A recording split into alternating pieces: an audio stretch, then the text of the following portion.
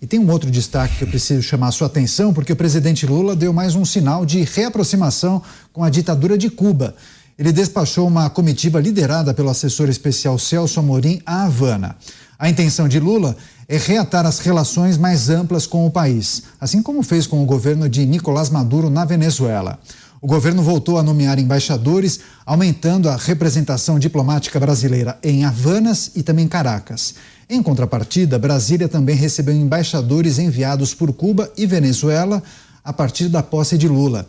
Desde o impeachment da ex-presidente Dilma Rousseff, houve um congelamento de relações com os dois países, iniciado no governo de Michel Temer, depois amplificado por Jair Bolsonaro. Vamos girar com os nossos comentaristas. Tiago Pavinato, eu me lembro que o presidente Lula, logo quando chegou ao poder nesse terceiro mandato, disse que queria retomar o prestígio do Brasil nas agendas internacionais. Agora, essa reaproximação com esses governos da América Latina, com regimes não tão democráticos assim, sinaliza o quê?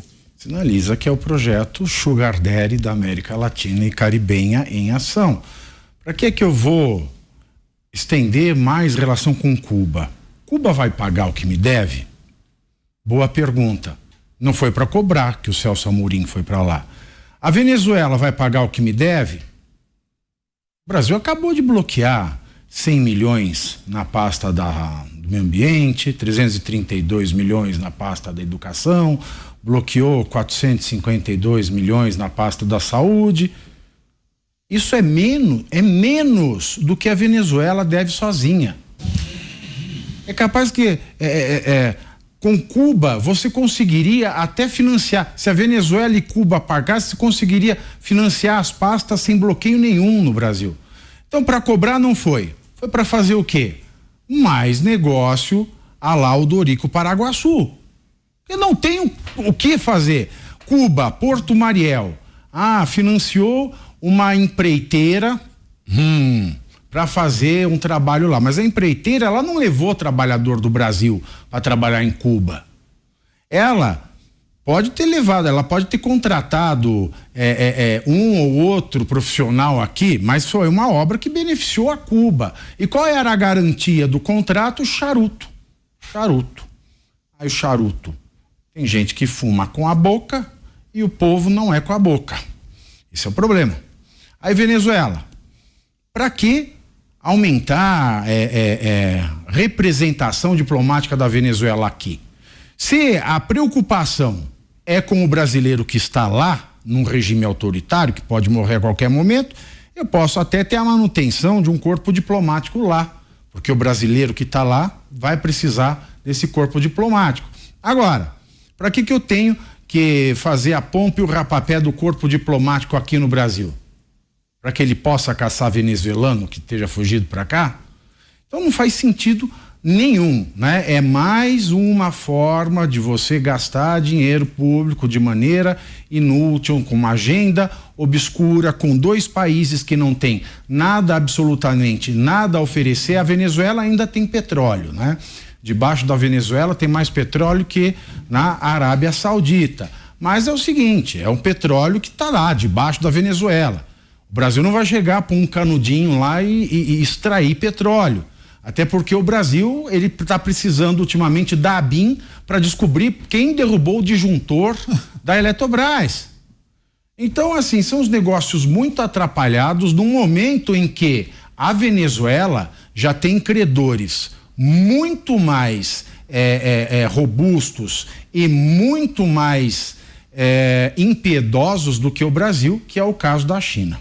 Pois é, a gente segue nesse giro de análises. Mota, pegando o gancho do Pavinato, do ponto de vista comercial, há elementos que justifiquem essa reaproximação ou o estreitamento é meramente ideológico?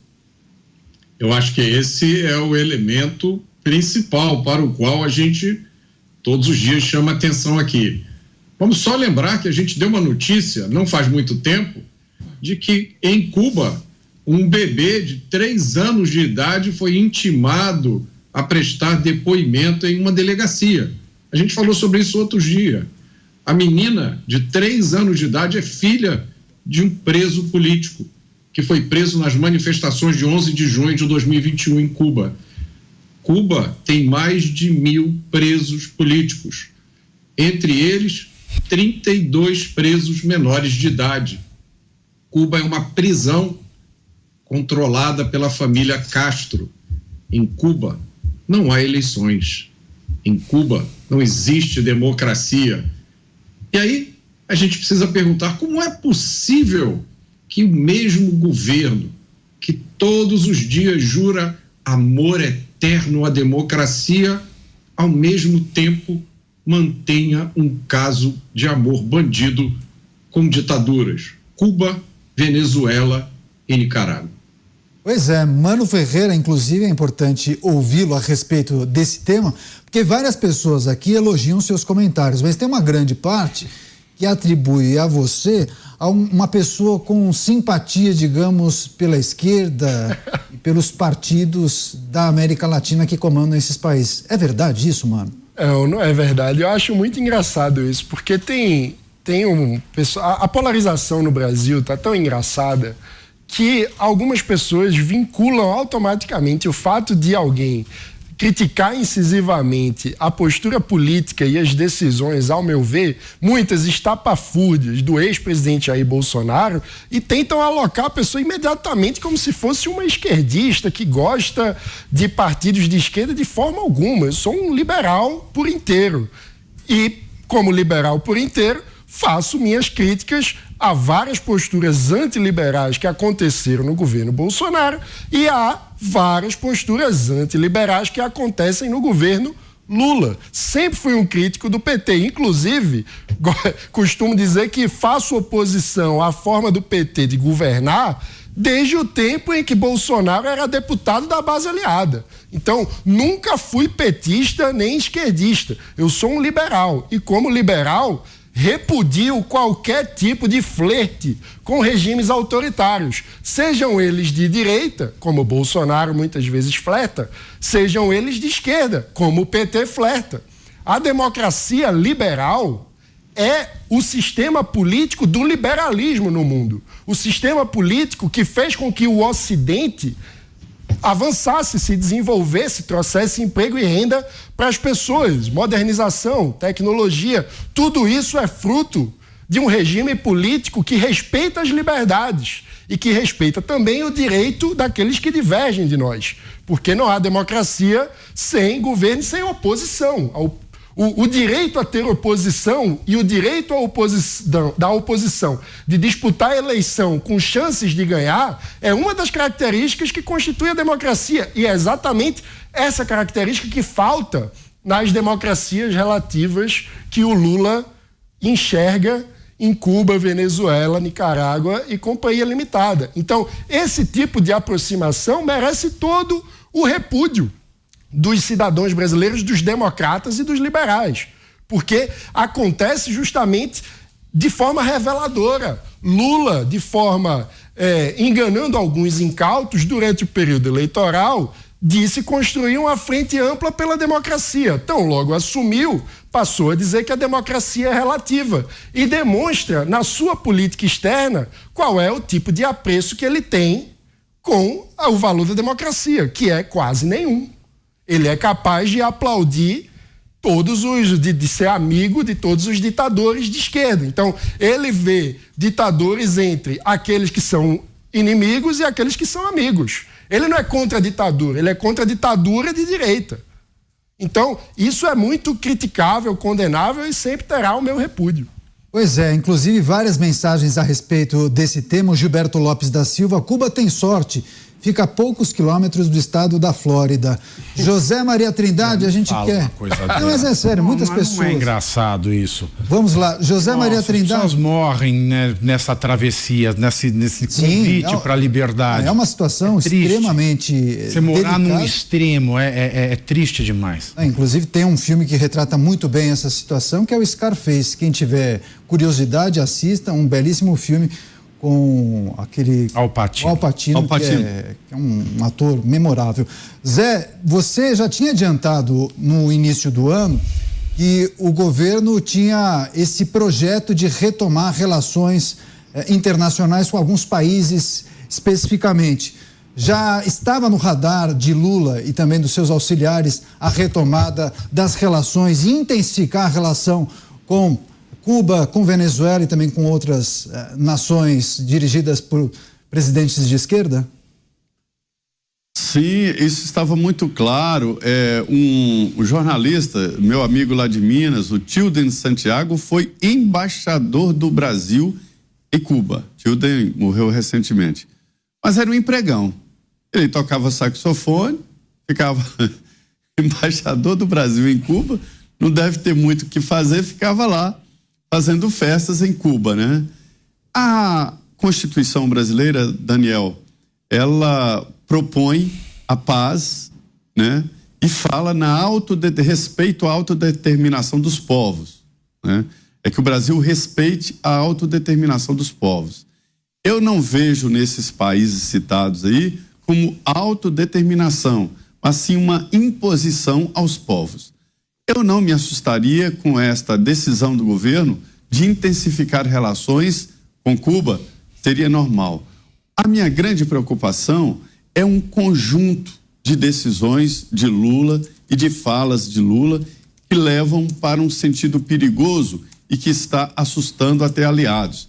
Eu diria, primeiro, esse tipo de relação com Cuba e a possibilidade de retomada de financiamento através do BNDES em obras em Cuba. E segundo, essa relação próxima demais com Maduro. Ele chega no Brasil e é tratado como uma grande figura, um grande convidado, né?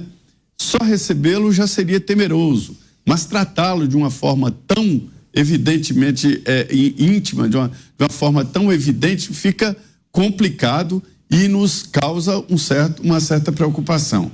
Recentemente, o Ministério das Relações Exteriores mandou para Caracas um grupo de funcionários do Itamaraty para ver o que tinha feito lá dos imóveis brasileiros em Caracas. É um conjunto, são 2 andares de uma sala comercial e a Embaixada do Brasil. Estavam abandonados e invadidos.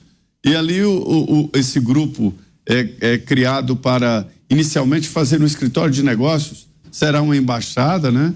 Para ir a Caracas. Eu não sei exatamente gastar dinheiro para montar uma embaixada em Caracas, um escritório de negócios em Caracas. Que negócios, cara pálida? Não dá para fazer negócios com Caracas. A Venezuela tomou uma refinaria brasileira, uma refinaria da Petrobras, uma refinaria do Brasil. Ela simplesmente estatizou no governo Lula, e Lula não fez nada. Tinha que reagir e exigir a devolução da refinaria. Além disso, a gente vê o Lula falar de uma democracia relativizar a democracia em discursos que chegaram a assustar aqui. Por outro lado também, a censura à internet. Esse projeto apoiado pelo governo de censura à internet é uma tentativa de calar um novo mundo da comunicação que pode desafiar qualquer tentativa de quebra da normalidade jurídica. Além disso, cerco a veículos de comunicação. Isso é muito grave.